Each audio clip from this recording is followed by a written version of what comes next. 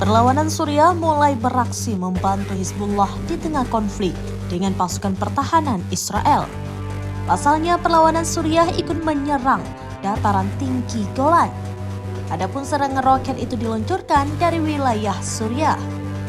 Dikutip dari Tribunnews.com, Dewan Regional Golan menyebut roket dari Suriah meledak di daerah Dalit Jackson.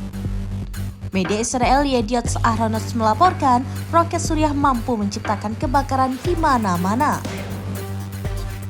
Kebakaran terjadi di tempat roket itu mendarat dan petugas pemadam kebakaran menuju ke lokasi kejadian, tambah surat kabar itu. Sementara Suriah pun belum memberikan komentar terkait tuduhan serangan roket tersebut. Namun perlu diingat, Suriah sering menghadapi serangan udara Israel yang menargetkan pasukannya bersama dengan pasukan Iran di negara itu. Di satu sisi, serangan Suriah menandai ancaman baru yang dihadapi Israel di front utara. Pasalnya, serangan ke teritorial Israel di front utara lazimnya dilakukan oleh Hizbullah. Namun kini, IDF tidak hanya menangkal serangan Hizbullah, namun juga Suriah.